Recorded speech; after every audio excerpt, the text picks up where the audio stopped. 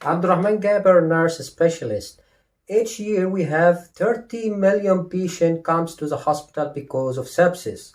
6 million of them will die because of sepsis. And sepsis can kill like breast cancer, prostate cancer, and HIV combined together. Sepsis can increase the length of stay of the patients above 75% above the normal. So according to WHO, we have 300 patients died because of sepsis per 100,000 patients. It ranks and comes at the top of the killers before stroke and myocardial infarction. So if you want to know everything about sepsis, please follow me and you will get the answers of your questions. Let's go. Before we start our topic, I want you to know what are the objectives at the end of the presentation. First, I need you to define, to know what are the sepsis means. So, definition of sepsis. Yeah, I need you to know 3 R's. What are the 3 R's I want you to know is to recognize the sepsis. After recognition, you need to resuscitate the sepsis cases, and finally refer or escalate. We will discuss these 3 points one by one: recognize, resuscitate, and refer. Okay, now we will go for the first part of our presentation: how you recognize sepsis. And this is the most important step in sepsis management. Recognition of sepsis, actually it should start very, very early, because any delay of detection of sepsis, it can deteriorate the patient and leads to poor prognosis. Each hour you delay the detection of sepsis, the more and the worse prognosis you will get. Okay. First, we will go what is the definition of sepsis. The sepsis is a life-threatening condition that arises when the body damages its own tissues and organs as a response to infection. Okay. We said we'll talk about first recognition. I have 3 main terms I need you to know. This is actually the whole process of sepsis. Source, then what are the sepsis means, then severe sepsis, then septic shock. Okay, each one of this has a special criteria. And finally is multi-organ damage or multi-organ system failure. Okay, I will start with SIRS. SIRS is a systemic inflammatory response syndrome. What I mean with SIRS? SIRS is actually a response of the body to multiple stressors. The body exposed to stressors, that stressor could be infectious or could be non-infectious. The infection could be bacterial, could be viral infection, parasitic infection, or fungi. Okay, bacterial, viral, parasitic, or fungal infections. What are the non-infectious stressors for the body that can stimulate SIRS process? Can be ischemia, can be a burn, trauma, okay, that are the stressors or that can start the cascade of SIRS process. What happened to the body during inflammatory response? What happened to the body is the body will start with two phases during SIRS. What we call it pro-inflammatory and anti-inflammatory process. The pro-inflammatory is what will happen to the body during the process of exposure to that stressor. Okay, the pro-inflammatory process, the body release what we call it inflammatory mediators. These inflammatory mediators that are causing later on the anti-inflammatory response. Inflammatory mediators like cytokines, endotoxins, and exotoxin. Then what will happen? The body will respond by releasing anti-inflammatory process. How the body respond to these toxins? By starting to stimulate the defense mechanisms that we call it, the body immune system will start to work. Okay, we have macrophage stimulation, then monocytes, platelet activation, okay, mast cell activation, okay, and this is the start of sepsis cascade. That is the process, and this is the most important step. The stimulation of this immune system, that means the process of damage starting now. You can determine the source objectively, I mean, signs and symptoms of sepsis. There is a special criteria for sepsis, and this is very important. If the patient comes to you first, what you are going to do is to check his vital signs.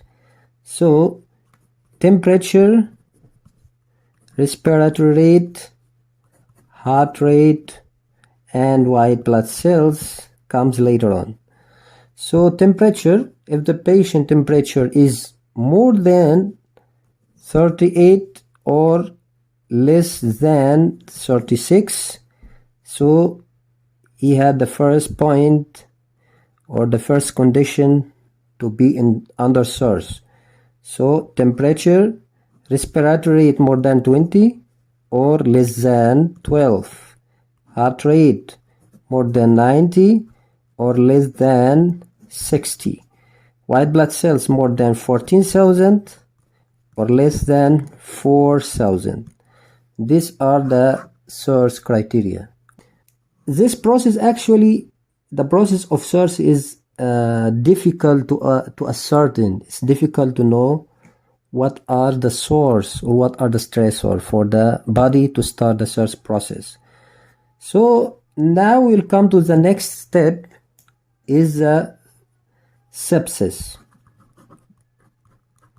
If you have patient with this criteria we mentioned before, plus source of infection, now he had sepsis. So sepsis means SIRS plus source of infection. Okay, so to determine the source of infection, you need really to have a critical thinking. You need to have a critical thinking process.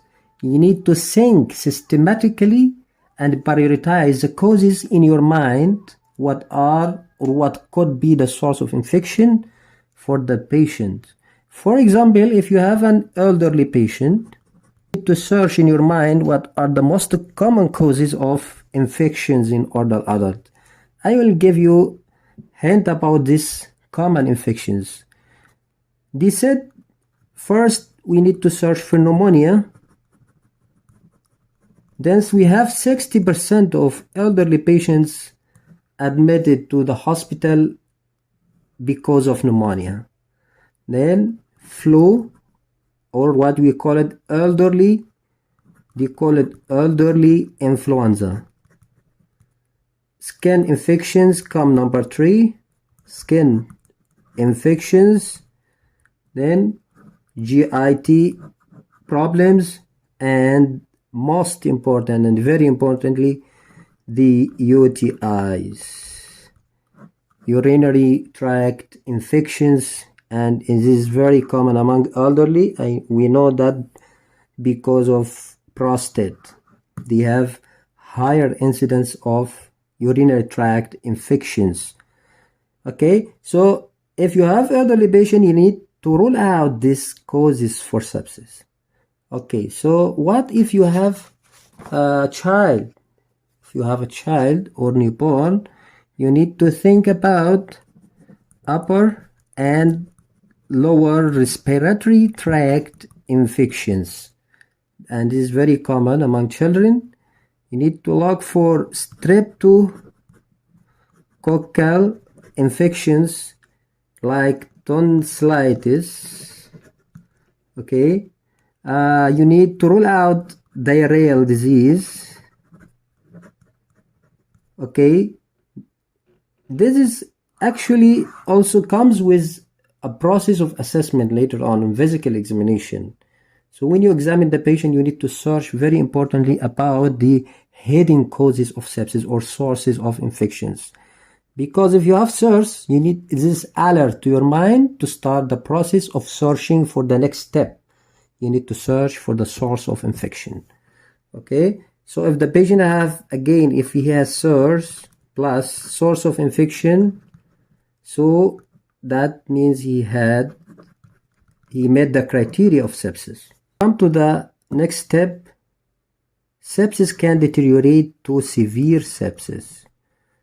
Sepsis can deteriorate to severe sepsis. So what is severe sepsis? Severe sepsis means the patient had shock. He had hypoperfusion, blood pressure is low, okay, plus organ failure. Okay, the shock that are responding to fluid resuscitation, and this make a difference between severe sepsis, and later on we'll discuss the septic shock. So patient is having shock, okay, or what we call it hypoperfusion, and hypoperfusion actually leads to organ failure. Okay, any organ in the body can be affected, can be your heart. You can have a heart problem, heart infection, could be your brain, respiratory system, okay, your kidneys. So accordingly you will see the signs and symptoms of organ failure. For example, if you have a heart problem, the patient will have a problem with the heart rate or heart rhythm. Brain, maybe you have disturbed conscious level, and the respiratory system, he will be tachypneic, okay, cyanosed accordingly. Kidney problems, maybe you had a problem with the urine output. Okay, we have a very important term, we call it Q-SOFA. There is a scale that are very helpful for you to determine the severity of sepsis. We call it Q-SOFA. The Q-SOFA means quick sequential organ failure assessment. Quick sequential organ failure assessment. That scale had criteria, okay. That criteria can help you to determine the severity of sepsis. What are these criteria? Systolic blood pressure, okay, less than 100, or MAP less than 65. Okay. Number 2 is the respiratory rate more than 22. Okay, or Glasgow Coma Scale less than 15. Okay, then the patient will have a score. According to the score, you will know the severity of sepsis, if the patient is having severe sepsis or not. Okay, and very commonly for sepsis patient to have what we call it ERDS, acute respiratory distress syndrome. It's very common also among the sepsis patient. We'll come to the next complication. So now we discussed what SIRS, then SIRS will be complicated by sepsis, then severe sepsis, and we know how to determine the severe sepsis using Q-SOFA scale. Then the patient will have what we call it septic shock. This is a complication to that process.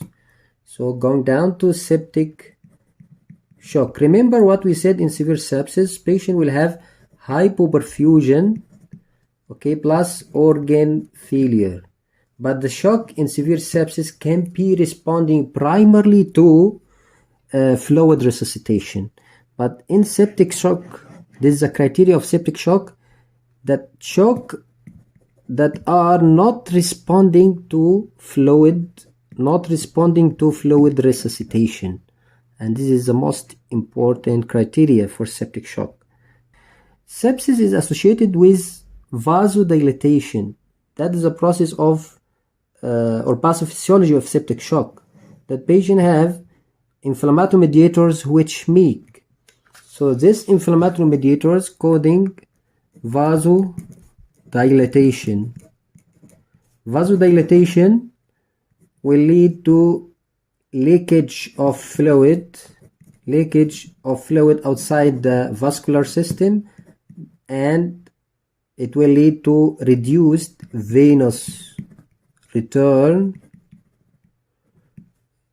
decreased cardiac output, and finally will lead to shock. This is the process or the pathophysiology of septic shock. Okay. Now we finished with the first part of our objectives, is the recognition of sepsis. Okay, we start with SIRS, how to recognize SIRS criteria, sepsis criteria, and severe sepsis, septic shock, and finally multi-organ failure or multi-organ system failure. Okay, now we're done with the detection or assessment, recognition of sepsis. We'll come to the next part. We call it resuscitation. Resuscitation of sepsis must be actually applied one time. It's like a package, or what we call it sepsis 6 care bundle. Sepsis 6 care bundle. Bundle means a collection of interventions. Some interventions you have to apply one time to see the effect of your bundle. Okay, what are the 6 sepsis care bundles? 6 sepsis care bundle, starting with 3 interventions, 3N, we call it 3N and 3 out. 3N means 3 things you have to give or start to give to the patient. What you will give to the patient? You will give oxygen, you will give fluids, you will give antibiotic. Okay, you will give antibiotic. What are the 3 out? The 3 out is you need to take blood. Blood for what? You will take blood for the investigations, like you will do the complete set of routine investigations for LFT. You need to know the kidney functions, creatinine level. Okay, you need to check for heart enzymes. Okay. What else are out? So first is take blood. Second is to take blood cultures. Okay, and very important to monitor intake and output for the patient. So 3N, you'll give oxygen, fluids, antibiotic. 3 out, you'll take blood for full lab investigations, liver function test, kidney function, heart enzymes, and others accordingly also. Then blood culture, then intake and output assessment.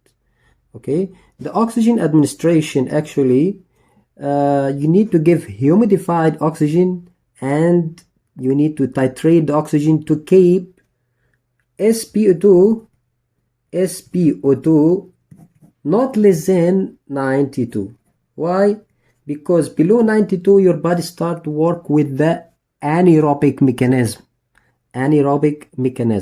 So we need to prevent this anaerobic mechanism by working on aerobic metabolism. So you need to keep your oxygen saturation above 92. Okay. One will come to IV fluids. IV fluids usually will give 30 ml per kg. Okay. Usually give 1 liter of normal saline. Okay, if the patient is not responding, what you will do, we will go for the second liter of normal saline. If not responding, we'll go for the vasopressors. What are the preferable or the most or drug of choice for the septic shock is noradrenaline. We'll start noradrenaline, but we have to go step by step. 1 liter, then you go for second liter. Not responding, you'll go for vasopressors. Okay, antimicrobials, actually it must be based on blood cultures, but if you don't have blood culture ready, okay, and this is a usual situation, so you will give trials antibiotics. You need to initiate your antibiotic actually within 1 hour. You need to initiate the antibiotic in the first 1 hour of sepsis detection, because this will make really a difference in the prognosis of patient. You will administer empiric IV broad spectrum antibiotics within 60 minutes of sepsis recognition. The cultures, you need to take 2 sets of blood cultures, aerobic and anaerobic. Okay, and when you take blood for the patient, we said here to take blood, don't forget lactate level. Lactate level is very important. Okay, and to monitor the urine output. We'll come to the last R we said before is referral or escalation of patient to higher levels of care. So once you detected signs of sepsis, you need to start your intervention. The second step, so recognize, resuscitate, and if you are not able to manage your patient in your institution, so very importantly to transfer to the patient to ICU in case you need that, or to higher level of care. When you transfer the patient or ask for consultations, don't forget to use ISPAR, and we'll have a special lecture or presentations about ISPAR. Okay, for the meantime, we're done already with our objectives, but I will just mention some strategies we are using to prevent the occurrence of sepsis. Actually, the strategy of sepsis prevention,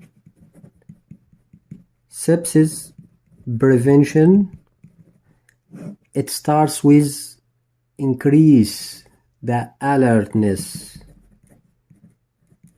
Increase the alertness of whom? of the staff working with the patient. First, the staff should be very aware with the sepsis cases, okay? And as we said at the beginning of presentation, sepsis is avoidable condition. Actually, you can prevent sepsis. You can prevent the occurrence of sepsis, okay? How you can avoid cases of sepsis? At least following the aseptic techniques in your procedures. You need to follow strict hand washing technique or infection control strategies in general, okay? And number two, we have to increase the alertness or to educate our professional staff about the sepsis cases. Number three, we need to have an indicators about sepsis. You need to monitor in your department. If you are a manager, if you are a leader, you need to know how many sepsis patients you have and what are the deficits and how you can improve this indicator. It must be an indicator in all departments, whatever, either even outpatient clinics or inpatient clinics, okay? Now I will just give a quick summary about the presentation. What we discussed here is what is sepsis. We said it's life-threatening condition that arises when the body starts to damage its own tissues and organs as a response to infection. Now, then another 3 R's we said we have to know. First R is the recognition of sepsis. And we discussed about source and sepsis criteria. What are the severe sepsis cases? Then we mentioned the septic shock and multi-organ system failure. Second R, we discussed about the resuscitation of sepsis. We talk about the sepsis 6 care bundle. We said 3N and 3 out. 3N is oxygen, fluids, then antibiotics. Okay, what are the 3 out? We need to take blood for lab investigations. We need to take blood cultures and to check the urine output. Okay, then the last R is referral or escalation of cases. Once you have detected any patient with sepsis, if you have the ability or if you have the facilities to support this patient or to manage the case, it's okay. If you don't, you need to ask for escalation referral of patient, or you need to consult maybe your ICU consultant, okay? And don't forget to use iSpar during your endorsement. And I said I will have a special session about SPAR presentation. Now we are done with our presentations. If you have any queries or questions, please write in your comments, okay? And don't forget to subscribe to my channel. Thank you.